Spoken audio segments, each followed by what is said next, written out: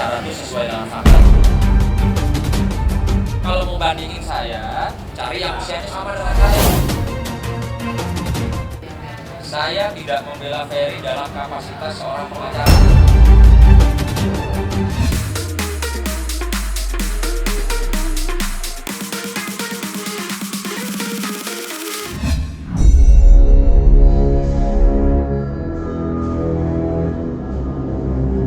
Padahal pansos itu kan orang yang bukan siapa-siapa tapi nebeng tenar gitu ya.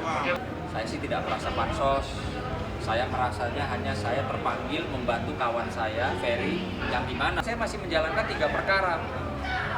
Kasus-kasus korban-korban perempuan KDRT. Arti mungkin ya, saya mau dibilang tampil panggung, Ferry minta sekalipun, saya nggak akan terima. Kawannya sedang jadi tersangka KDRT, Sunan Kalijaga malah dituduh pansos. Pasalnya, ia belum lama mempublikasikan komunikasinya dengan Ferry Irawan terkait kasus rumah tangga aktor tersebut dengan Vena Melinda. Bagaimanakah tanggapan pengacara tersebut? Mungkinkah aksi Sunan Kalijaga kemarin jadi isyarat bahwa ia siap jadi kuasa hukum Ferry? Atau benar kata Hotman Paris yang juga kuasa hukum Vena Melinda bahwa Sunan Kalijaga sekedar pansos pada musibah yang menimpa kawannya? Saya jelasin ya, sangat tidak tepat kalau saya dibilang pansos. Pansos itu artinya kita harus sama-sama tahu, pansos adalah seseorang yang nobody atau bukan siapa-siapa atau tidak terkenal atau skuter orang terkenal ya, itu panjat sosial sama seseorang yang terkenal atau lagi viral. Jadi kalau saya sih tidak merasa pansos. Saya merasanya hanya saya terpanggil membantu kawan saya, Ferry, yang dimana pada saat saya baru pulang dari Amerika, dia menghubungi saya. Ya, dia telepon saya kan pengacara. Artinya kalau bicara itu sesuai dengan fakta. Ini fakta rekam percakapan saya, rekam komunikasi dengan Ferry itu lengkap. Ya, jadi kalau ada pengacara senior yang bilang dia dihubungi sama istrinya Ferry terus dia publikasi, boleh. Terus kenapa kalau saya dihubungi sama Ferry saya publikasi? Nggak boleh. Emang TV ini cuma punya dia, ya kan? Gitu. Jadi artinya sangat nggak tepat kalau saya dibilang pansos. Kecuali saya nih orang nggak terkenal, cukup ketawa aja.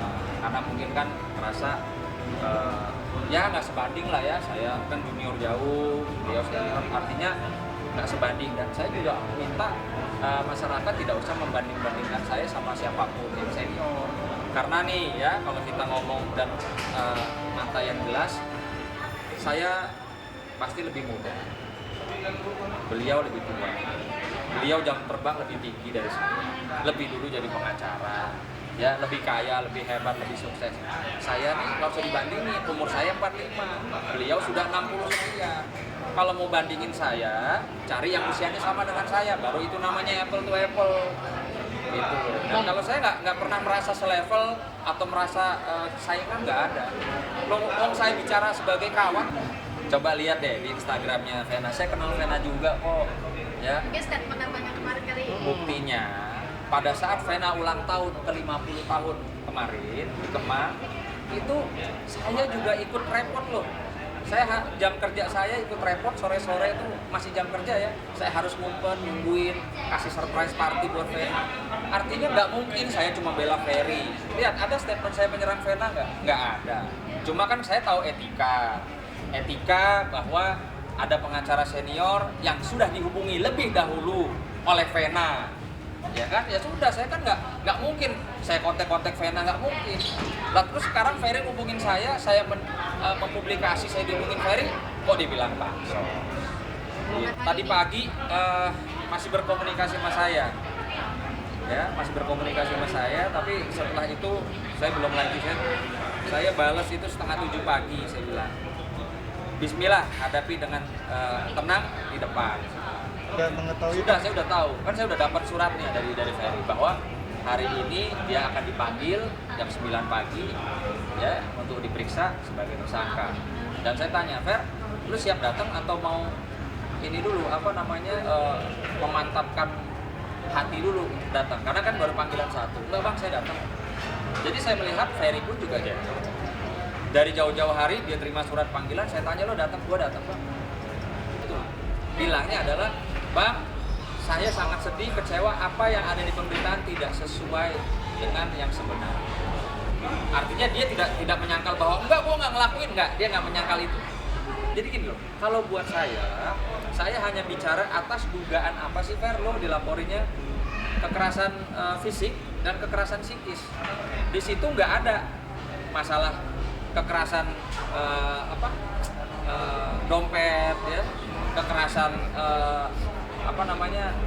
laki-laki modal itu doang, nggak ada gitu loh. Jadi buat saya ini hanya bumbu-bumbu atau opini yang dibuat digoreng-goreng gitu loh. Justru saya ngajak masyarakat, ayo kita sama-sama kawal kasusnya, siapa korbannya, siapa saksinya, visumnya seperti apa, alat buktinya apa, bagaimana perkembangannya, udah bicara di situ saja. Sekarang kalau masalah ditahan apa nggak ditahan, ya, yang pasti itu bukan kapasitas saya untuk menjawab. Tentu silahkan teman-teman tanyakan kepada kuasa hukumnya, itu saja. Tapi sebagai kawan, ya saya prihatin, tapi saya juga yakin Ferry juga.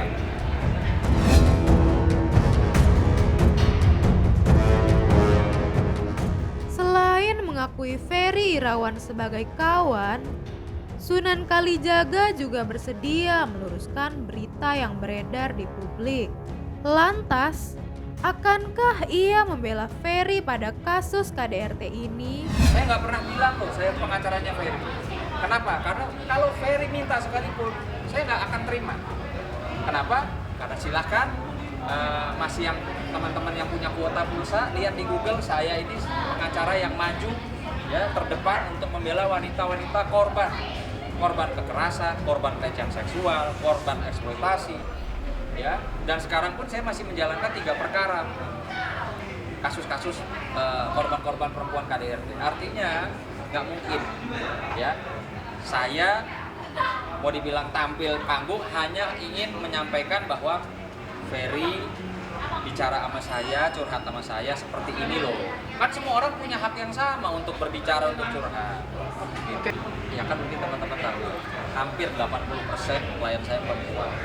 Ya, baik itu terkena kasus KDRT, kekerasan yang lainnya, penipuan, apa dan lain-lain. Dan memang saya juga kebetulan sampai saat ini istri saya belum pernah melaporkan saya kasus KDRT. Pacar saya belum pernah melaporkan saya kasus KDRT. Artinya saya bukan pengacara yang pernah dilaporkan kasus KDRT.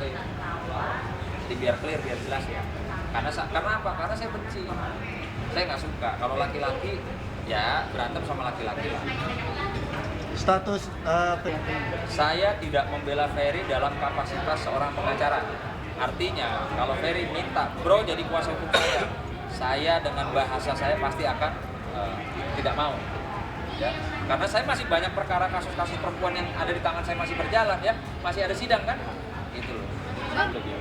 Saya ini kebetulan orang yang tahu kode etik, ya, pena jelas sudah ada, di sampingnya ada siapa, nggak mungkin saya ngubung-ngubungin nanti dibilang Sebagai sahabat tuh.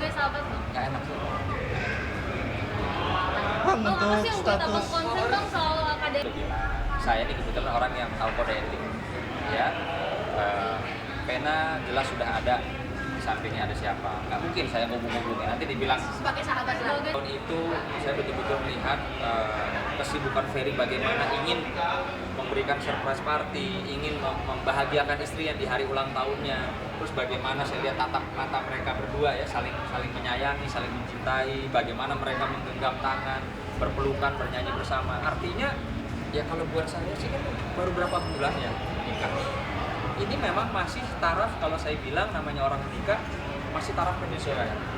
Ada miskomunikasi, misunderstanding, ada hal-hal yang mungkin dulu pacaran nggak gini kok sekarang jadi gini. Artinya ya kalau memang